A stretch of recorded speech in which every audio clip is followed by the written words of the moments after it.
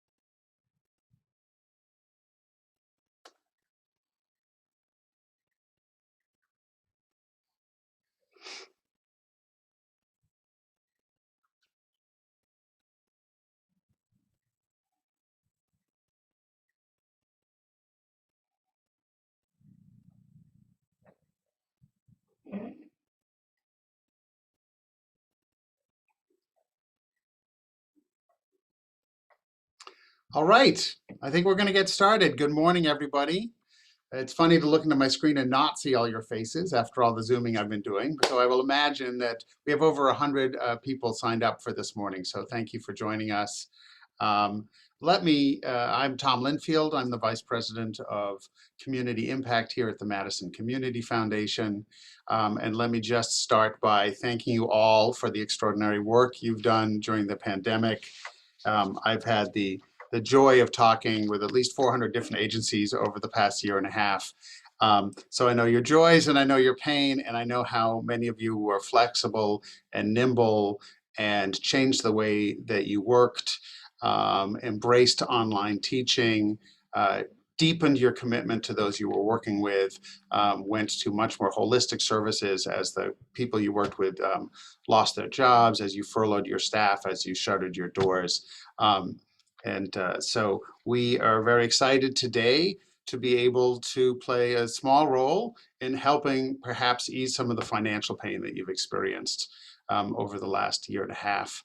Let me start by introducing two of my colleagues. The three of us will be working on this program. You can connect with any of us, Andy Davey and Brenda Redepenning. So the three of us will be your core service as we move through this program. It's going to go relatively quickly. We hope to have applications into mid-July, review into mid-August, and then checks distributed in September. So we're trying to move as quickly as we can.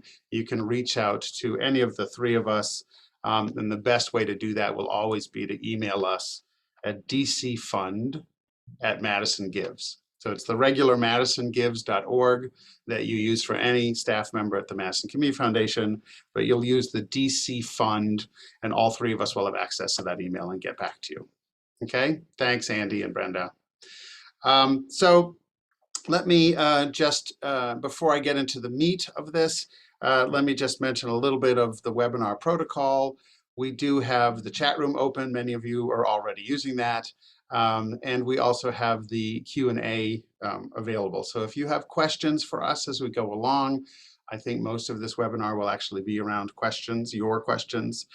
Please post them there, and then feel free to use the chat as well. We've put the DC Fund at madisongives.org email into the chat room, for instance. So if you need to share something, want to share something, please share it there. If you have questions for us, let us know. So what brings us to this point? The county approached the Madison Community Foundation and asked us to submit a proposal to coordinate $5 million in federal grant funding. So this is the American Recovery Act. It's federal funding, so that comes with some of its own hoops and decisions, if you will. The county had done quite a bit of business, for-profit business, re-granting using Dane Buy Local. So we were able to learn about that process, talk with others about how best to do this. And we have created what I hope will be a relatively simple and direct grant application.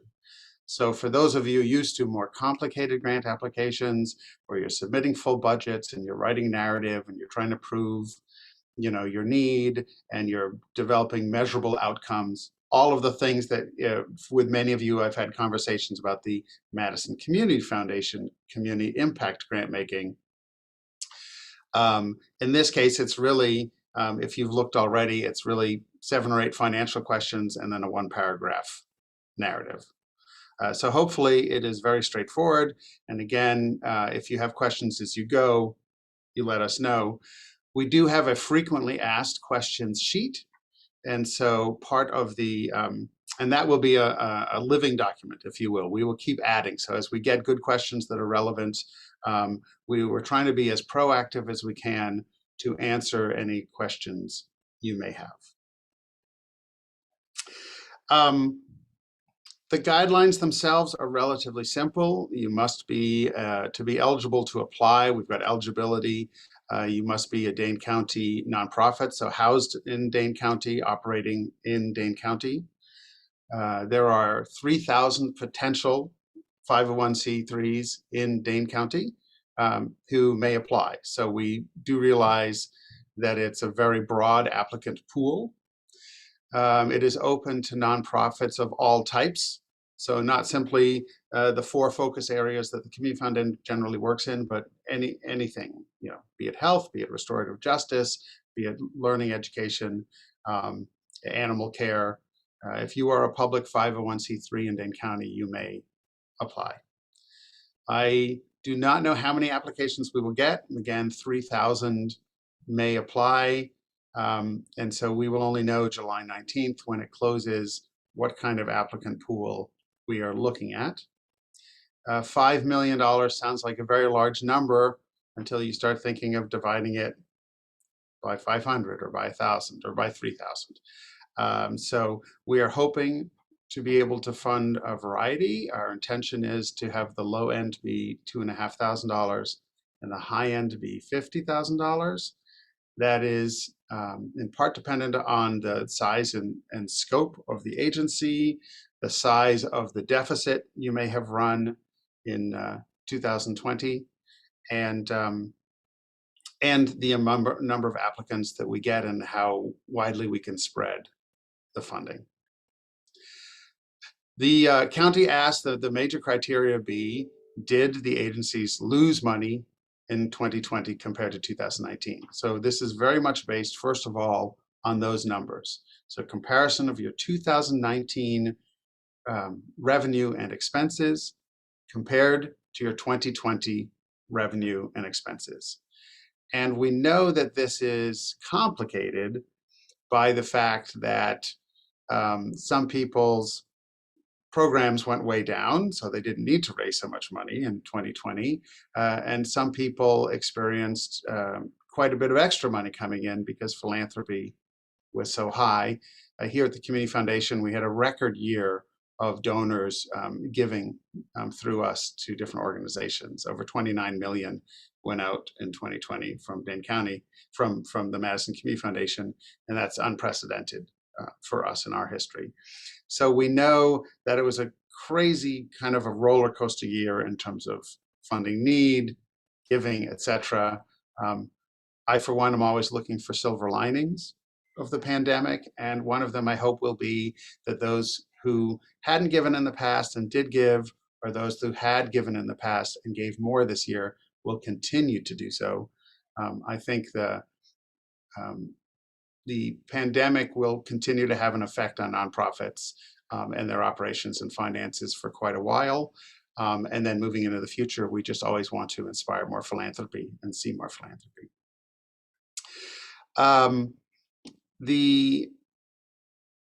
So I know the language says if you experienced a deficit, and I've already had quite a few calls from people saying, well, it's hard to say, did we have a deficit or not? Because, again, we needed less money, we needed more money. My suggestion has been, it is a very short application. When in doubt, submit the application, fill it in to the best of your abilities and submit it. Because we know that some people, the numbers don't tell the story.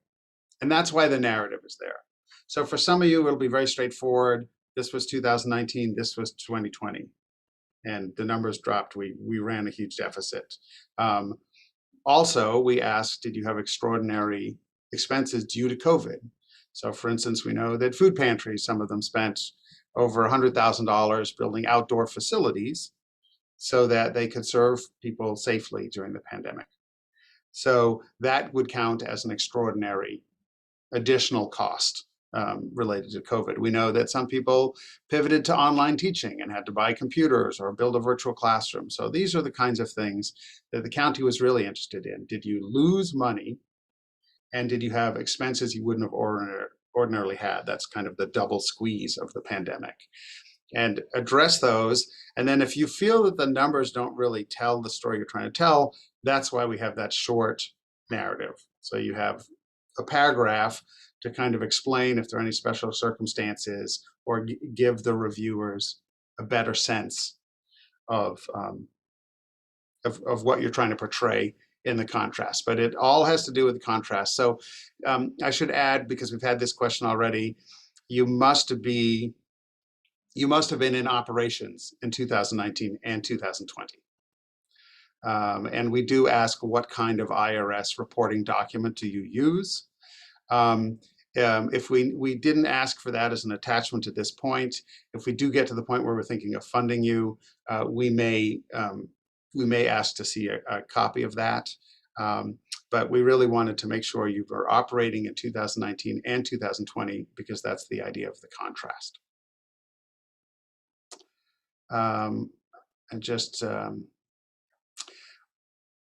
We did have one question. The idea is for Dane County nonprofits that are operating within Dane County and affecting the people of Dane County. So if you are an international organization, you happen to be housed here, but you're doing wonderful work outside the country, I think preference will be given to those who are working and affecting people within Dane County. I know that Andy has a question, I believe. So Andy, do you want to hop on? There's a question in the chat about from Daniel, are independent entities that are part of UW-Madison eligible, for instance, the Wisconsin Union Theater? That's a good question. It depends on how independent you are, I suppose. I mean, I know that there are University of Wisconsin programs. I mean, technically, the university would be eligible to apply with one application. If you have a separate 501c3, so we can accept one application from each individual 501c3. So I don't know if that answers your question, but if the union is separate, or you have a Friends of the Union that's your fundraising arm, and that has a separate 501c3 status, then I would say yes, you can apply. So that's the short answer, and happy to have a longer conversation with you if that's helpful. Tom, there was a follow-up in the Q&A from Rena. What if an organization is both doing work in Dane County and international? Would that change the calculus? Yes, if you're doing work in Dane County, if you're affecting the lives of people in Dane County, by all means apply. I will say this, I think our intent is to be inclusive. And And we've tried to make the application as simple and straightforward as we could. We want to get this money out. We want to get it quickly, and we wanted to get it to the people who are doing good work in Dane County. So again, I don't know. I mean, if we get 1,000 applications or we get 500, that's going to change what we can do, how broadly we can give, and the size of what can be given. But I would say we were going to err on the side of being inclusive in terms of the applications. We did get a question about, can churches apply? None of the funding can go for religious purposes. So I'd say, if a church runs, let's say, a food pantry, and they're just looking at that food pantry part, or they run an independent program that is not doesn't have religious activities, then that would be an eligible application. But for the most part, because this is federal funding and the county reiterated that, religious institutions probably are not going to be a large part of our applicant pool. Tom, some more questions in the Q&A. Question from Jeffrey. If we received a PPP loan and it was forgiven, do we need to consider that and include it in our revenue for 2020? Yes. Yeah, I mean, PPP funding absolutely should be part of your revenue. And we do ask about whether or not you got PPP funding. We are going to give preference to those who didn't receive PPP funding, but a large amount of you did. Thank goodness. We've heard really wonderful things from agencies who said that really helped, really helped save their fiscal year. So that does not mean if you have PPP funding, don't apply. It just means that if we're faced with two organizations, both with deficits, and one of them did get money and one of them didn't, the one that hasn't gotten any funding yet would be the first in line. Another question, what about independent summer programs that are not 501c3, but are specifically for high school students that take place at a high school, but not directly a program through the school? Would not be eligible. You have to be a 501c3 in order to apply. So if you're working with one, if you're part of a program that does have a 501c3 status that wants to apply, yes. But otherwise, if you're independent, we're also not, if you use a fiscal agent, you're not eligible to apply. So this is limited to those agencies, the 3,000 agencies in the county that have public 501c3 status. Another question, need clarity regarding fundraising revenue fields from Amanda. Should we include funds received from endowment distributions, including those held at MCF within the fundraising revenue? Also, should we include ticket sales in our fundraising event revenue amount? No, I think of fundraising not as ticket sales and not as endowment. I think of fundraising as corporate, foundation, and individual giving and events. Those tend to be the four areas: corporations, foundations, individuals, and events. You're all, if you have earned revenue through ticket sales or other, that's a different part of your pie. I don't call that fundraising. It's income, but it's not what I would call pure fundraising. And I'll say those two questions, we're really trying to get a sense of what's the scope of your fundraising normally and what happened to it this year. The same with the event. If if you typically say we want to raise $50,000 a year in events, and many of you, your events were canceled, so you didn't. That's just, again, giving us a sense of what was your regular revenue and what happened this year. Question from Stacia, I'm not sure how to pronounce your name. For organizations that have offices in other places in Wisconsin, should we show the deficit just for the Dane County office? We do have a separate office-specific budget. That's a good question. I'm reading it as I listen to you as well. Offices in other places in Wisconsin. I think if you're a 501c3 housed and based in Dane County, even if you do statewide work, you're housed and based in Dane County, then we want to know your full agency revenue and deficit. Question from Dan. What if a PPP loan was received in 2020 but forgiven in 2021? Should we include this information in the narrative? Yes. Any revenue that you received in 2020 should be part of your 2020 income. I see we have a question about household supplies.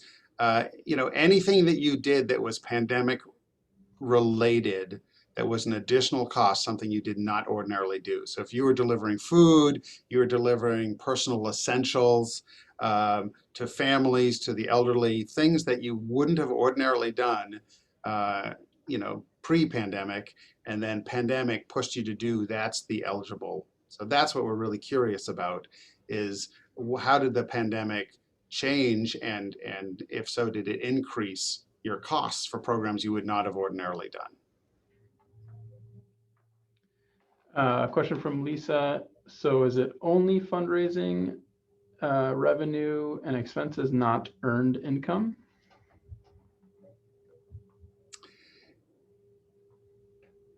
That's a good question because it's coming from an arts agency, and I know that a large part of your budgeting is earned income. But I think that those questions there are really about pure fundraising.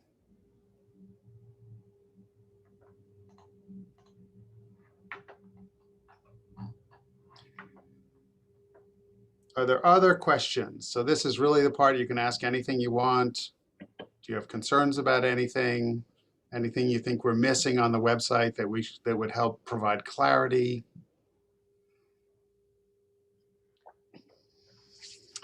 I should mention we have updated the portal, so you now can start working on it and then save the work and log in and continue on it. So for the first few days, that wasn't true. Again, it's relatively short, right? You've got a dozen numbers to type in and then a paragraph. For those of you who have been in grant writing for a long time, you may be used to this, but I always advise people, do your work in Word and then cut and paste. It's a lot easier, and if anything ever goes kablooey with an online portal, as I've had happen with federal grant applications, there's a lot of pain involved. So if you're going to write your paragraph, type it up in Word, cut and paste it. I think what we know about the portal software we chose is really good. And should work well, but we did want to make sure that you didn't type halfway through and then not be able to finish that day and have to restart it. So you should be able to save it, and there is a login button. Tom, some more questions coming in the Q&A. Something kind of related to what you just asked from Joseph. If we submitted our application already, will there be follow-ups for additional information prior to the selection, or is it sort of complete now? Well, I don't think anything has changed since you submitted. If you did submit and you feel like you have something that needs to be changed, you can certainly call us and we can try to change your application. But right now the selection is you submit your grant over the portal, and once it's done, once it's completed, you should receive an email saying thank you, and we will get back to you in whatever the date, I think in by end of August. So there will only be follow-up if we really have some real questions. If we, I know we had a few applications that should have shown a deficit but didn't, and so we are doing some due diligence on, is everyone a nonprofit? So if we have any issues with that, we would maybe give you a call. If we had some surprises in the budget or didn't understand something in the budget narrative, we might give you a call. But I think it's relatively straightforward, and I think for the most part it will be, you will submit, you should get an email. So that's the important thing to know. If you do not get an email from us, if you do not get an email says, thank you for submitting your proposal, then something didn't go right. So then absolutely give us a call. That is always the danger with electronic. That's why I still like, paper signed documents that come in the mail. We don't tend to have technology hiccups that way. So this is, something we're experimenting with, this online software, and I'm sure many of you are used to applying to other funders that way. But otherwise, I don't think there will be a lot of follow-up. If we have financial questions, if we decide to give you a grant and have a financial question, we might say, hey, can you send in your 990? Or can you show me send me a link to your audited financials or something. I don't anticipate having to do that much, but it depends. We know many of the organizations. If it's an organization we've never heard of before, again, we're just trying to do our due diligence and make sure that everybody meets the eligibility and the financial criteria. Tom, there was a clarification question from Dawn. Is it just about funds spent in 2020 and not 2021? Correct. Everything is a contrast between your budget in 2019 and your budget in 2020. There's a couple questions. So go ahead. For simplicity's sake, let me just say, we did ask, because we're trying to compare apples to apples here, for calendar year 2020 and 2021. I mean, sorry, not 2019 and 2020, calendar year expenses. I understand that some of you don't use the calendar year as your fiscal year. So hopefully that is not too much of a problem for whoever's doing your financials to just take that snapshot of 2019 by calendar if your fiscal is different. If it is a problem, give us a call. We didn't anticipate that would be a problem, but we have had a few people call us and ask about that specifically. There's a couple questions about reporting. If and when they receive the grant, is there going to be any reporting required? Because this is an unrestricted grant, there won't be reporting on outcomes or things. If I were you, this money is coming from the county. So at the very least, if I were you, I would send a thank you, not to us, but to the county if you do receive money. That's just good due diligence, tells your story, is a way to engage. And, very few counties that we understand nationwide, we don't have exact here, but anecdotally, I will tell you, very few counties have put this amount of money into their nonprofit world. There's been a lot of for-profit business. There have been some targeted for education or early childhood, but I don't think there have been many who have said, we really want to support the nonprofit ecosystem in our county. So first of all, kudos and thanks to Joe Parisi and Charles Hicklin and others at the county board for approving this $5 million. So I always think it's a good idea to thank your donor. Right now, we are not anticipating heavy reporting. I mean, we might ask for something that says, tell us how you fared in 2021, but this is very unlike other grants. I do not anticipate that there will be specific reporting, more financial information or anything. And I always like to hear from people, and we hope that this really helps you as you do the work that you do in 2021. So if there is anything, it would be a milder kind of send us a one-page, how was your year, how's your organization doing? But no, there will be no onerous reporting, no federal reporting for those of you who are used to all of that. And again, we're not asking you for metrics. We're not asking you for measurable outcomes. We are not asking you for new programs. We are not asking you if the programs you began during COVID are continuing. This really is to say, did you experience financial difficulty? Did you experience financial challenges? And if so, can we get out to you some money to help soften that blow? That really, in its essence, is how the county wanted this program designed. So it is unrestricted. Tom, there's a question in the chat from Jenny. We had a historically bad 2019 due to losing our executive director, which led to another bad year due to the pandemic. Is there a way to consider 2018 numbers? I would put in the 289 to us. First of all, sorry to hear that. I would put in I would use the 2019, 2020, but say that then in your narrative, and you can always put in the two numbers for 2018. A question from Deb. Our 2020 990 is still being finalized. I think she's asking if we don't have it ready, will that disqualify us? No, absolutely not. So use what you can, no. And if this takes months, I mean, we understand that a lot of people are in process, but we imagine you have a draft of it so far. If it's not filed, we're fine. By all means, apply. Question from Susan. If our organization has several separately run programs under its umbrella, would we provide overall financial info for the whole 501c3 or just for the program running a deficit and that took on increased expenses that we're hoping to support? If you have a 501c3, I would for one agency, I would submit the numbers for the whole agency, not particular programs. You can always say in the narrative, in particular, while the numbers paint this picture, it's really our homeless support program that went from 200,000 to 100,000, and that's that's the area in which we're really concerned. So again, you can always plead your case a little bit, add a little bit of flavor in that short narrative. But for numbers, it's agency 2019, agency 2020. There was a question in the chat. If you're a fiscally sponsored organization, can you apply? You're not eligible to apply through a fiscal sponsor. You must be a 501c3 yourselves to apply. Question from Christine. Would investment income associated with our endowment that is not used or distributed for annual operations need to be included in our revenue?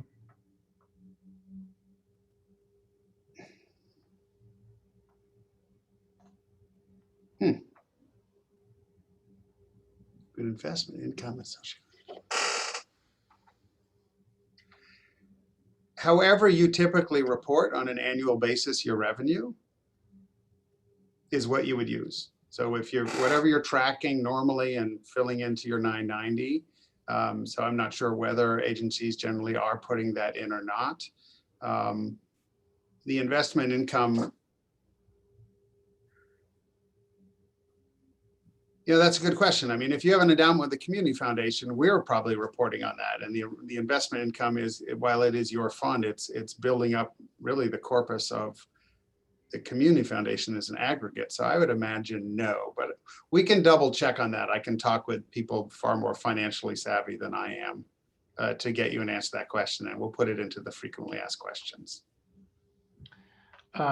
Question from if the fund is for a comparison of deficit in 2020 versus 2019, however, we jumped in to help with food insecurity in 2020, would we still be qualified for the food pantry work we did in 2020?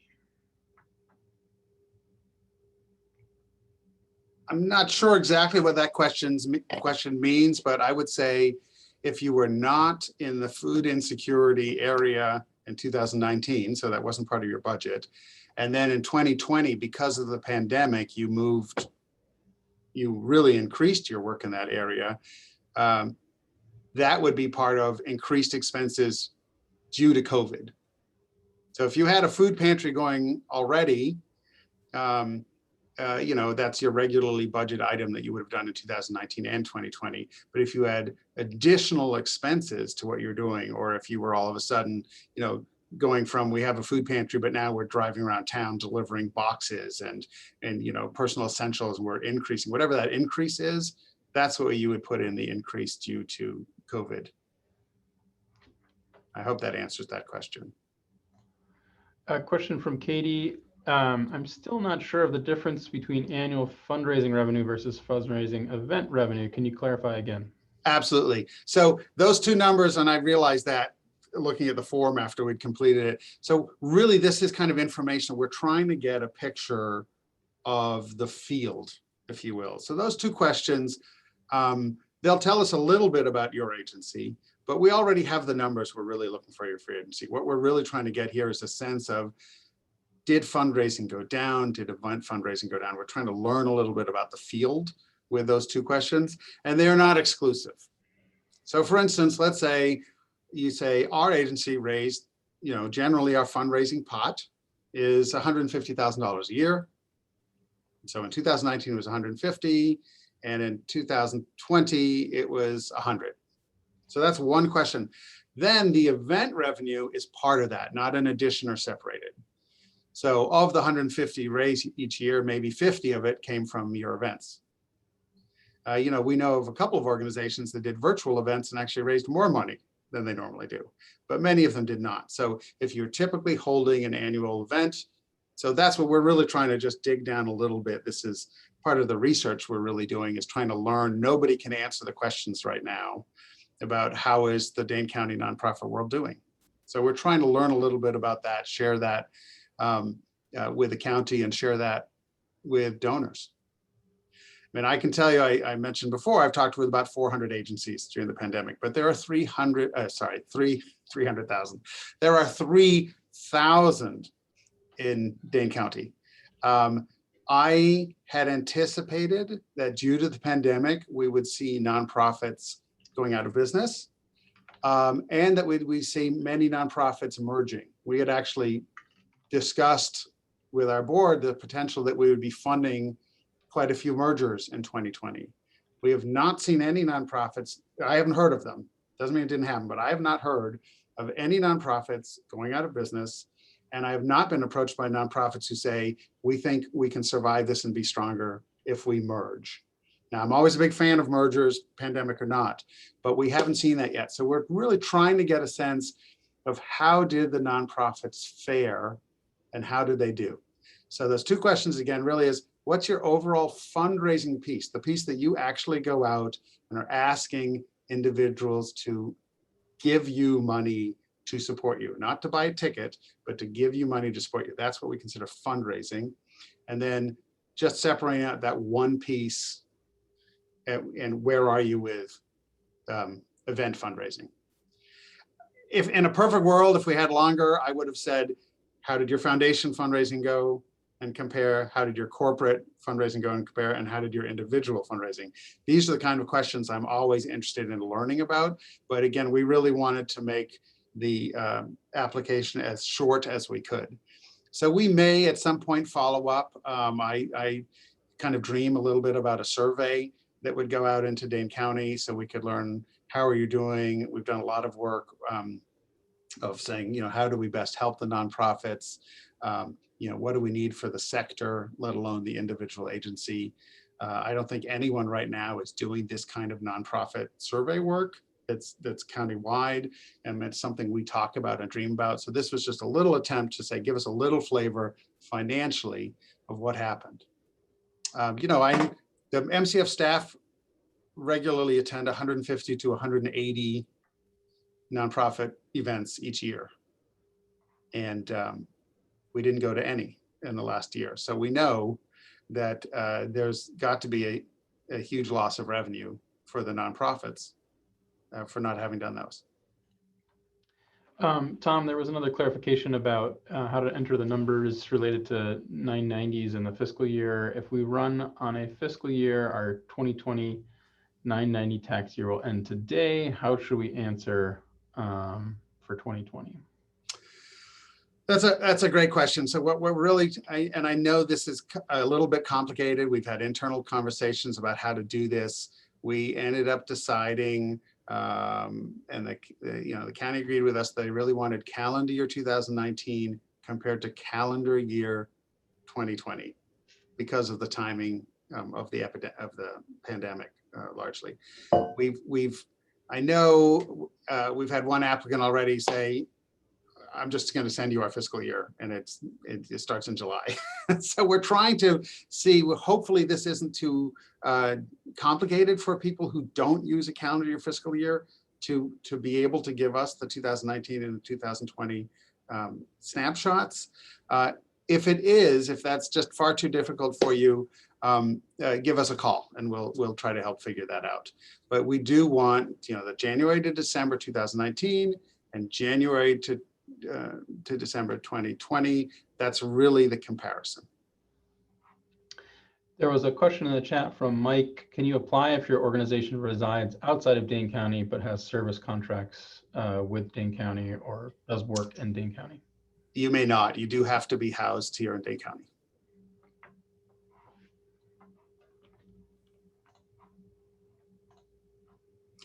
And I want to help everyone, but we did have the county itself was very clear they have to be housed here. I should mention, and you probably all saw it, we are recording this webinar in large part for people who were not able to join us today. And we will be putting that link on our website in the COVID recovery grant area. So if you know of other agencies who weren't able to participate, if you yourself want to watch this scintillating webinar 4 or 5 more times, it will be available to you. We are also trying to post, as we did throughout the pandemic, other opportunities for funding. So many of you may have seen that there's a large amount of money coming out for out of school time programming. Nathan Beck at Most shared that recently. I've been trying to reshare it, and that will be put on our website today. So it is for out of school time programming. Again, there are various, parameters, but you definitely want to look at that. And then Andy, I think you had another opportunity that you wanted to share. Sure, thanks, Tom. So we just learned from the county this week as part of ongoing conversations about the fund that we're administering, that they're working on another fund that's monies from the American Rescue Plan Act that is also aimed at nonprofits, specifically in the human services and basic needs realm. We don't yet have final details on that. It seems like they're likely going to be confirmed and released next week. But it seems like the idea is to provide funds for organizations providing direct services as sort of part of the recovery of COVID. So kind of future services, but related to recovering from COVID. So as Tom said, we're going to be posting all of those opportunities as we learn about them on our website, and keep an eye out for those. So sorry, I can't give you any more specifics on that right now. So if you hear of opportunities, share them with us. We'll put it on our website. We continue to try to do whatever we can to help provide funding, of course, but also counsel and connections to other funders. I'm in conversation with a lot of other funders in the community. I will tell you that the FU Foundation is going back to its regular grant making, so there will be a fall round. The American Girl Fund for Children is going back to their regular funding. That's going to be September 15th, I believe, this year. That is on our website. Many funders were preparing for COVID to be longer. We're looking at continuing their pivot to doing a lot of basic needs funding. I think that we are, from a foundation standpoint at least, we are returning to a little bit our normally scheduled programming, if you will. The Madison Community Foundation, we will have an August 2nd letter of inquiry deadline this year. Those guidelines are also on our website. So whether or not you're applying to this program, I encourage you, if you feel like you fit one of our 5 focus areas, absolutely look at our website. If you have questions about that program, let me know. We are also trying to be as inclusive as we can. We're really trying to get the word out. We have sent notices of this COVID program to an email list of about 1,400 people. And we've shared it with over 25 other funders around the county, private funders, county funders, etc. So hopefully this information is going as widely as possible. We are particularly interested in small agencies applying, many of whom did not apply for PPP funding. We're very interested in agencies led by people of color applying, because we know that with other federal funding, that agencies, both for-profit and nonprofits, run by people of color, got a very small percentage of the federal funding. And so we are really trying to be as inclusive as possible. I would encourage you, if you know of other networks who work with a lot of nonprofits, to please share that. For instance, in the arts world, we've had Madison Arts Commission and Dane Arts send out an email. But if you're part of a theater listserv or a dance listserv or a visual arts listserv, please share this widely. I would really encourage you all. We really want to get out to those nonprofits, particularly some of those nonprofits who don't regularly think about this. That's part of why we really made it simple. You do not have to have a grant writer on staff to apply for this funding. You just really have to fit the criteria. That's it. And then it's a very simple application.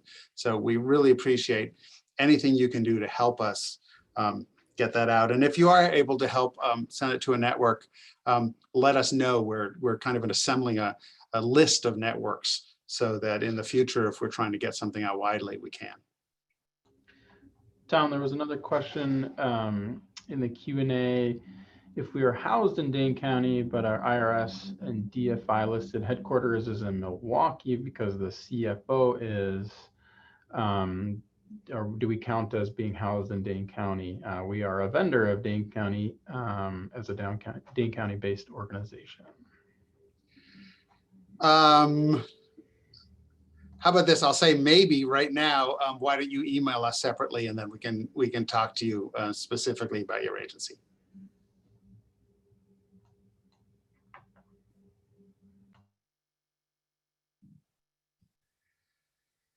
So we are about 45 minutes in. I think we've gone over this quite a bit. If there are any other questions today, please type away.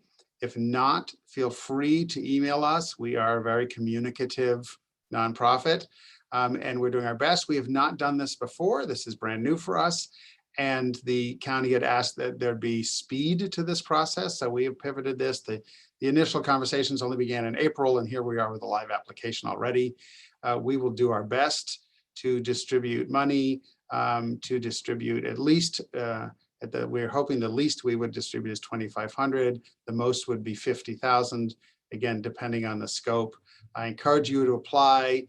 And again, don't be shy, ask us questions, and contact us at dcfund@madisongives.org. Thank you, everyone, for dialing in. I appreciate it, and I look forward to seeing many of you live sometime soon.